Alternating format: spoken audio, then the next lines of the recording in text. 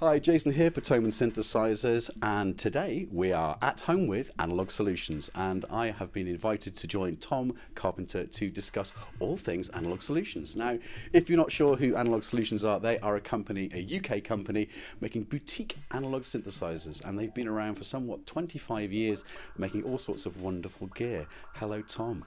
Hello, Jason. Thanks for inviting us here. It's a pleasure and a privilege to be at your home base. Can you tell us what got you into building synthesizers?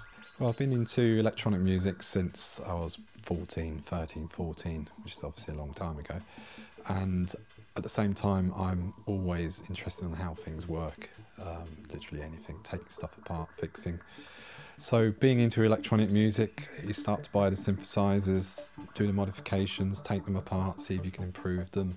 So I kind of felt I was always going to be building something. What was your first synth? A synth was an SH-101. I just remember in the music shop seeing it. I would go in there as a poor teenager.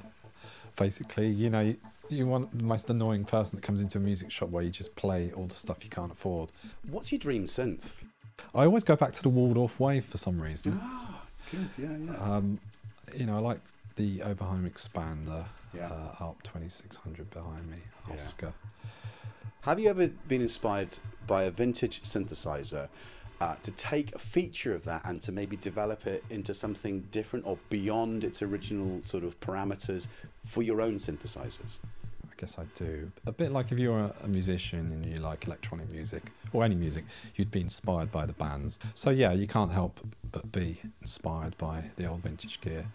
As is pretty clear from my synths, basically no presets and that kind of thing. I'm really a big fan of that proper early 80s, late 70s kind of era of analog synths, just before the hybrids came in and the synths with patches. So I'm kind of not necessarily copying a feature, but I'm kind of almost trying to make a synth that could have been out in, you know, 1978 or 82 or something. If I just cite the Impulse Command as having, you know, some level of mystique. It's intentionally vague in the manual as well. Yeah, I noticed. Yeah. I mean, normally I like synths to be predictable, which is why you have the one knob function kind of thing with my synths, no presets. You can immediately dial up what you want to do. The Impulse Command was kind of purposely trying to be a bit more of a happy accident machine where you could switch it on, not necessarily 100% know what's going on, but as you know, if you use it, it's always doing something interesting. You're not quite sure why. Yeah. Like a mystery box. What Analogue Solutions synthesizer have you been most proud of in your 25 years? Ooh, that's a toughie. Yeah. Probably like when you ask a musician, an artist, what's your favourite album you record, and they'll always say the last one. Yeah. I think at the time, each one I'm proud of. Yeah. And you screw the first one together and I find myself carrying it around the house and putting it down and go, oh, well, it's the new module or the new synth. So you're quite proud of each one. Yeah. And each one usually incorporates some kind of higher level of design that I wasn't capable of before because I've got more experience and knowledge to improve the design, maybe internally, not necessarily something visible. Fuse box is a particular favourite of mine, I think. Colossus I'm really proud of, that's turned out really well. Probably my favourite is What's to Come.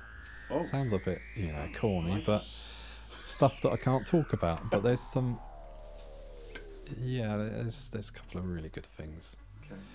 You seem to introduce a lot of really innovative features into your synthesizers, and I've always done so. Have you ever found that you've ever had to rein yourself in back from going too far with any ideas? Yeah, there is a kind of limit, and that sets how many VCOs you can have and how many control knobs there are per VCO, for example, how many filters, and so that kind of sets a limit. So, you know, there's a synth I'm designing at the moment where, and I set not the same one as earlier, but I'm at that stage again where I'm trying to think, I've got all these ideas about how many filters and oscillators it's going to have, and then I'm sketching it up and thinking, there's just no way it's all going to fit on. So then after the initial idea comes the culling stage. What can you get rid of to actually physically fit it on there? And in terms of the circuitry as well, because you've got to think what's going inside. Would you ever deliberately change the layout? Well, aside from impulse command, which is purposely there to kind of just go crazy, but I kind of like the idea that you can sit in front of one of my synths, and if you're familiar with the vintage stuff, you can sit in front of one of mine and basically straight away use it. You were really at the cutting edge of the modular boom back in the 90s, weren't you? Probably company number 3, I reckon. Mm. And that's really from where the love of building stuff. So I remember building the first module, which might have been an 808 bass drum, cutting the metal by hand and drilling the holes. And I don't make modules now, and it started business growing, and I quite enjoy doing standalone synths. The company's called Analogue Solutions. Would you ever consider making a digital synth? I've thought about it on and off over the years. I haven't got the technical knowledge to make a wavetable oscillator, how I'd want it to be done. Digital oscillators in general, digital filters, digital envelopes, I've got no real interest. Another thing as well, if you make an all digital synth, then it's a kind of you're a step away from presets. And I like the fact that when you use one of my synths, a bit like the old stuff, every time you switch it on, it's your sound, you've created the patch. It's not somebody else's sound. You'll continuously find something new, and you're not stuck in that trap of scrolling through presets. And I think if I make a digital synth, then you've got to have presets, otherwise what's the point? Now, you've got a lot of eminent users. Have you ever been starstruck? Martin Gore, yeah, that's the kind of awkward, oh, pleased to meet you, big fan of yours. And he said, pleased to meet you, Mr. Carpenter, I'm a big fan of yours too. Because he's got a lot of my stuff. So Yeah, I've kind of met a lot of these people as a music professional. You talk about what synth am I most proud of. I'm kind of more proud of the fact that I've met most of the artists that I grew up listening to. So these are the people that inspired you to make synthesizers in the first place? Yeah, absolutely, and that's why I go for kind of pure analog, because I want that old sound because of the music that I listen to.